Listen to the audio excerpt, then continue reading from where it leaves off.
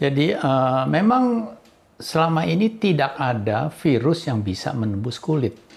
Virus masuk ke dalam tubuh itu adalah melalui hidung, mata, atau melalui mulut. Oke. Memang ada kelainan-kelainan kulit akibat infeksi virus yang tampak di kulit. Contohnya itu herpes zoster.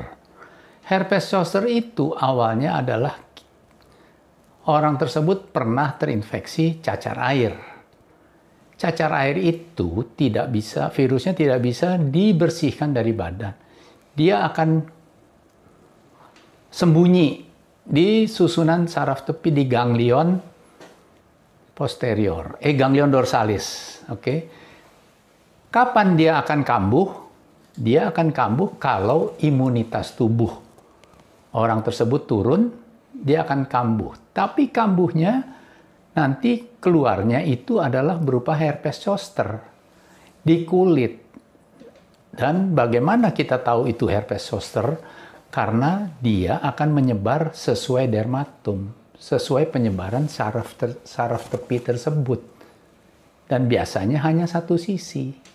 Jadi herpes zoster itu bukan akibat virus dari luar masuk menembus kulit, tapi dia virusnya dari dalam, gejalanya tampak di kulit. Ya, gitu. Problemnya saat ini perkembangan mutakhirnya dari virus corona kepada kita sampai di mana? Ada hal baru nggak? Ya, sekarang begini, ya kan, yang banyak dihebohkan kan sekarang ini virusnya bermutasi. Sifat dasar virus itu adalah memang bermutasi. Apa gunanya dia bermutasi? Untuk mempertahankan hidup. Dan selama ini virus yang bermutasi itu, dia memang bisa misalnya menularnya lebih mudah, menularnya lebih cepat. Tapi dia tidak pernah bisa menjadi lebih ganas. Kenapa? Kalau dia lebih ganas, maka umat manusia akan meninggal, dia mau hidup di mana? Ya kan? Cina mengalami kedatangan lagi virus yang entah sebutannya apa lagi dan juga sama membahayakannya. Menurut pengamatan dokter apa itu? Ya sekarang kalau menurut saya, ya virus kan dia akan bermutasi. Nanti ditemukan virus mutasi dikenali, oh ini mutasi. Orangnya panik duluan. Kan? Dan kita harus sadari bahwa virus itu tidak mungkin bisa dieradikasi.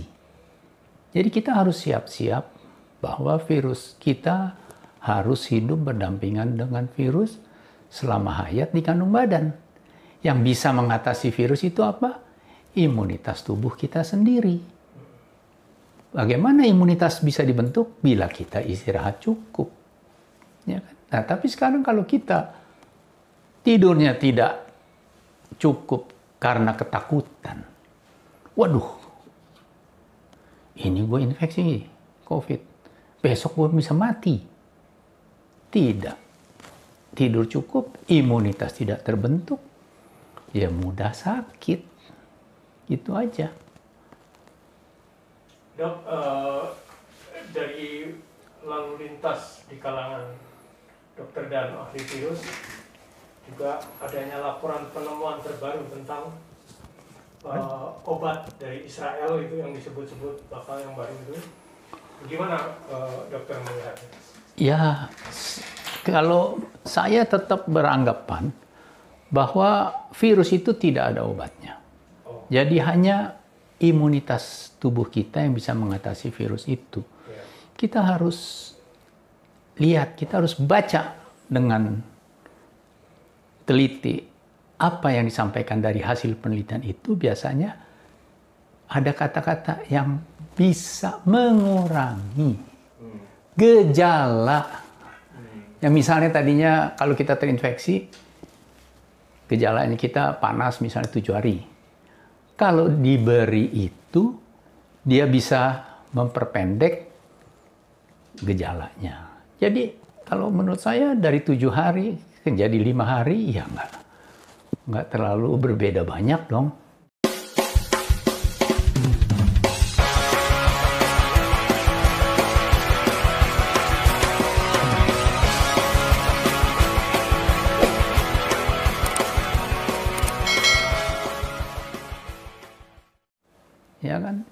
Itu aja sih kalau menurut saya.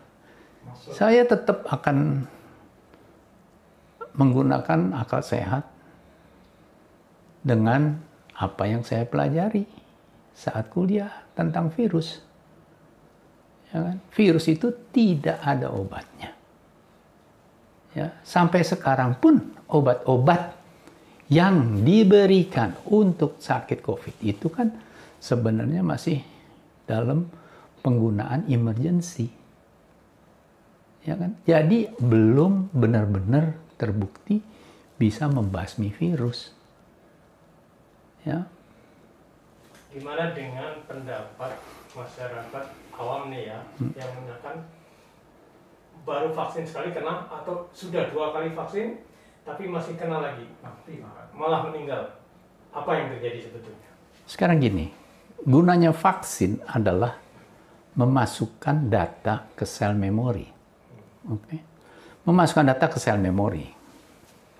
Jadi apa? Kalau kita sudah ada data, oh ini penyebab COVID, modelnya kayak begini.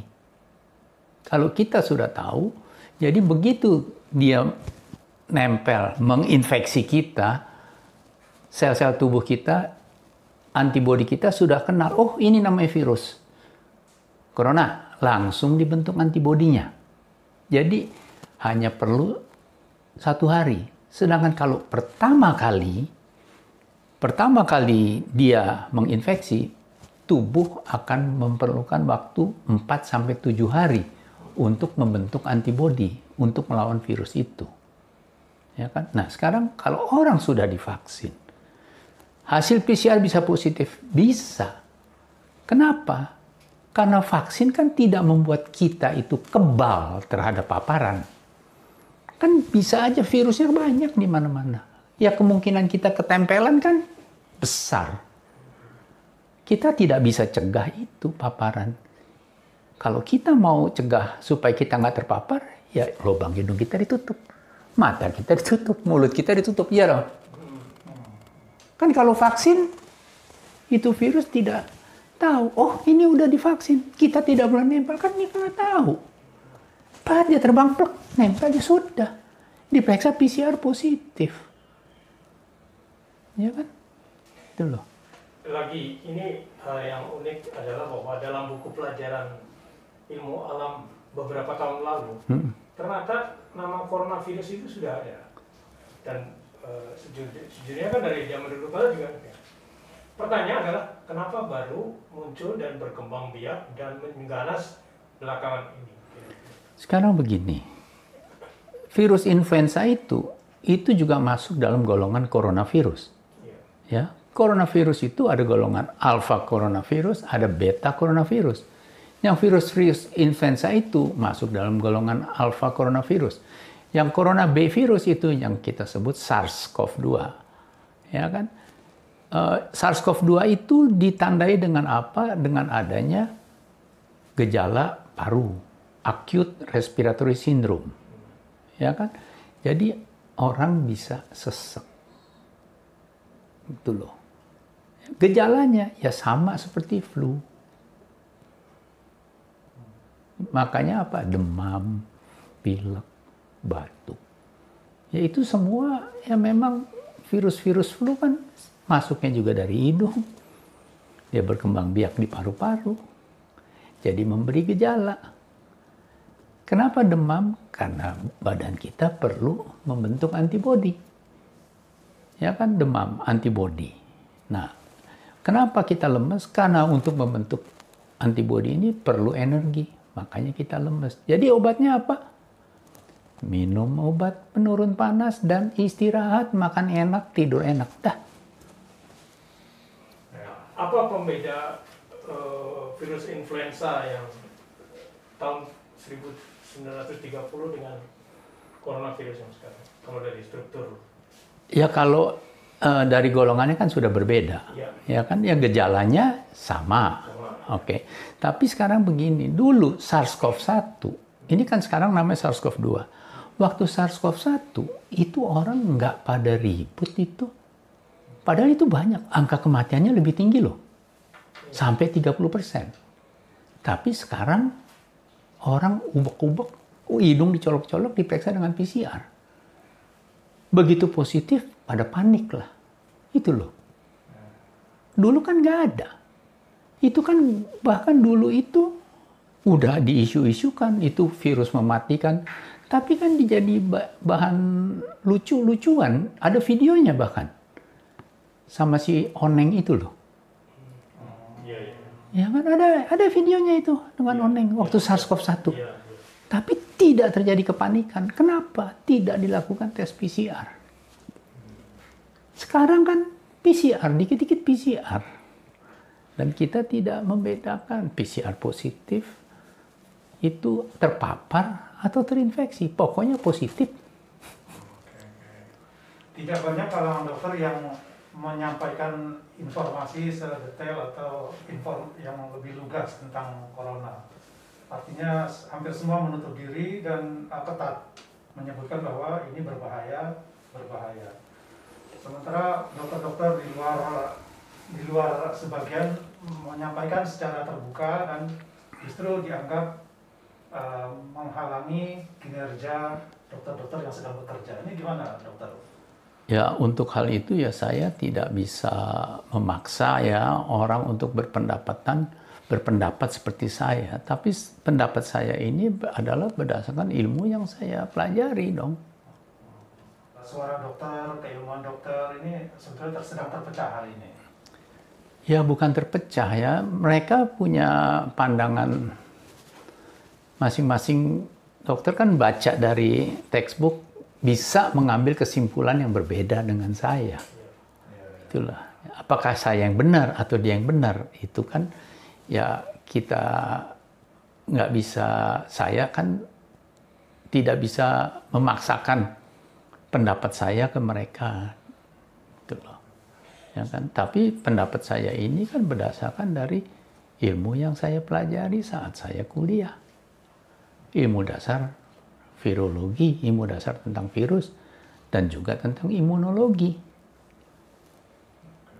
Oke, sekarang secara khusus karena dokter menangani kulit, ada kaitan nggak pasien-pasien dokter dengan perkembangan virus sekarang ini itu?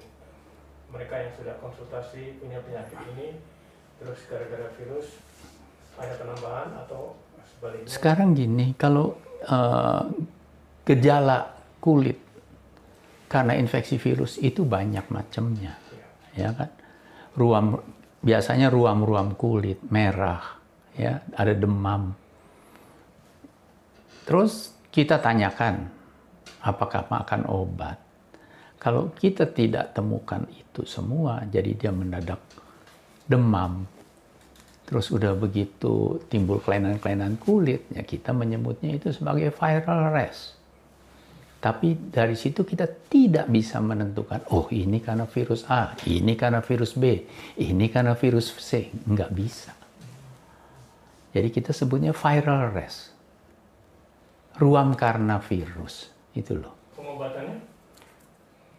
Sama Ya, atau tiap ini beda? Kalau kan seperti saya katakan, tidak ada obat virus.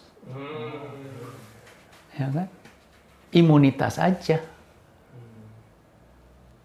Paling kita bisa secara simptomatis. Apa? Oh, gatal. Ya udah kita kasih obat minum yang menghilangkan gatalnya itu. Nggak ada. Oh, ini begini, kita kasih obat ini. Nggak ada. Yuk, sama-sama. Ya, yuk. Ya, oke.